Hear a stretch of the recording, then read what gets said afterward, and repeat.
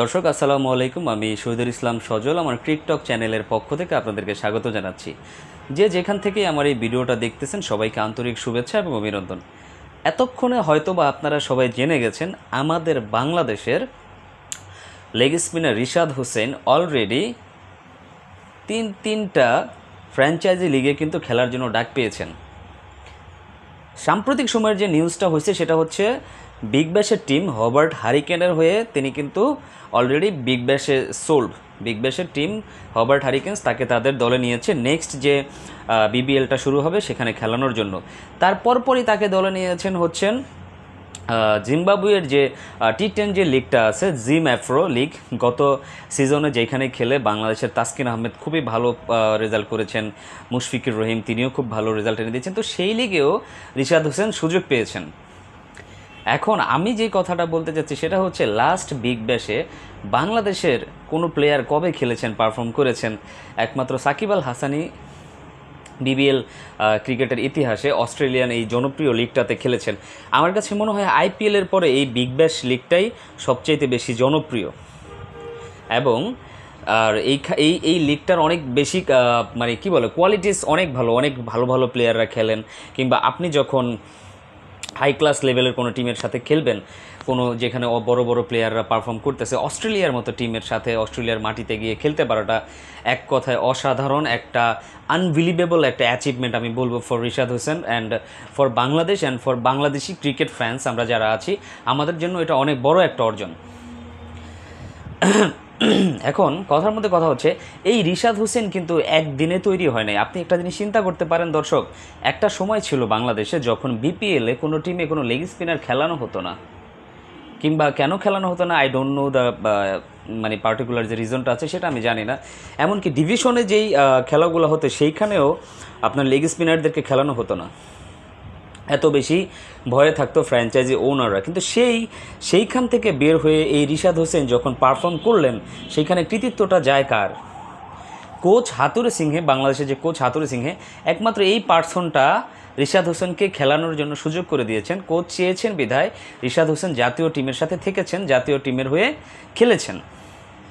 পরবর্তীতে মুস্তাক আহমেদ আসলেন পাকিস্তান থেকে। মুস্তাক আহমেদ এসে যেন রিশাদ হোসেনের ভিতর থেকে যেই ইন্টারন্যাশনাল যে সুপারস্টার লুকিয়েছিলেন রিশাদ হোসেনের ভিতরে, সেই সুপারস্টারটাকে বের করে নিয়ে আসছেন হচ্ছেন পাকিস্তানের সাবেক মানে ম্যাজিশিয়ান মুস্তাক আহমেদ স্যার।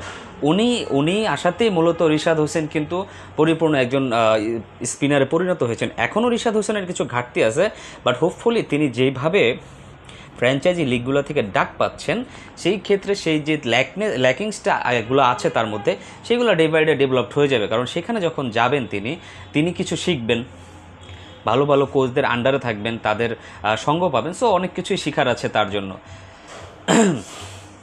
তো মোদ্দা কথা এই যে রিশাদ হোসেন তিনি কিভাবে নজরে আসলেন বিগ ব্যাশ ফ্র্যাঞ্চাইজিদের, তারপর জিম অ্যাফ্রো টি10 লিগের ফ্র্যাঞ্চাইজিদের নজরে কিভাবে আসলেন? নজরে আসার একটাই ওয়েজ আছে, সেটা হচ্ছে বিশ্বমঞ্চে আপনাকে বেশ ভালো পারফরমেন্স করতে হবে। ওয়ার্ল্ড ওয়াইড যেই খেলাগুলো মানুষ ফলো করে, মানুষ দেখে, সেইখানে যদি আপনি আপনাকে পুরোপুরিভাবে মেলে ধরতে পারেন তাহলেই আপনি অন্যান্য ফ্র্যাঞ্চাইজিদের নজরে অবভিয়াসলি চলে আসবেন। এই টি20 ওয়ার্ল্ড কাপের আগের টি20 ওয়ার্ল্ড কাপের কথা বলতে চাই, যেইখানটাতে আপনার লিটন কুমার দাস ভারতের এগেনস্টে একটা বিধ্বংসী ইনিংস খেলেছিলেন, 26 বলে 62 রানের একটা ইনিংস খেলেছিলেন। তারপরই কিন্তু তিনি আইপিএলে ডাক পেয়েছেন। চিন্তা করতে পারেন দর্শক, যখন একজন প্লেয়ার ওয়ার্ল্ড মঞ্চে নিজেকে মেলে ধরতে পারে তার জন্য ফ্র্যাঞ্চাইজির অনেক দরজা খুলে যায়। তো রিশাদ হোসেনের ক্ষেত্রে ঠিক সেম জিনিসটা ঘটছে। ওয়ার্ল্ড কাপে তার যে পারফরমেন্স ছিল, যে উইকেট টেকিং যে ডেলিভারিগুলো ছিল, ক্রুশাল মোমেন্টে যে উইকেটগুলো তিনি এনে দিয়েছেন, এক কথায় অসাধারণ ছিল। সেই জিনিসগুলোর উপরে বেস করেই রিশাদ হোসেনের চাহিদা এখন বর্তমানে ক্রিকেট বাজারে অনেক তুঙ্গে, মানে পুরোপুরি বৃহস্পতি তুঙ্গে চলতেছে। রিশাদ হোসেনের বিয়ের পরেই যেন রিশাদ হোসেনের ভাগ্যটা খুলে গেছে। তো এই কথাটা বলতে চাচ্ছি, যে কোনো প্লেয়ার যদি আইপিএল বলেন বিবিএল বলেন খেলতে যদি চায় কেউ, অবশ্যই আপনাকে পারফরমেন্স দিয়ে খেলতে হবে এবং সেই পারফরমেন্সটা আপনাকে বিশ্ব মঞ্চে দেখাতে হবে। তো হোপফুলি আমি এটা আশা করব যে বিগ ব্যাশের ডাক পেয়েছে, জিম অ্যাফ্রোতে ডাক পেয়েছে, জি20 লিগে ডাক পেয়েছে রিশাদ হোসেন। আমার কাছে মনে হয় এই বছরই যদি আইপিএলটা অনুষ্ঠিত হয়, আমার কাছে মনে হয় এই আইপিএলটাতেও রিশাদ হোসেন ডাক পাবেন, এটা আমি আসলে মন প্রাণ থেকে দৃঢ় বিশ্বাস রাখি। তাছাড়া তাকে নেওয়ার পিছনে আরেকটা কারণ হচ্ছে শ্রীলঙ্কার এগেনস্টে সিরিজের কথা মনে আছে দর্শক, কি মাইটটাই না মারলো আপনার হাসারাঙ্গাকে, 1 ওভারে 4টা ছক্কা মারলো হাসারাঙ্গার মতো একজন লেগ স্পিনারকে।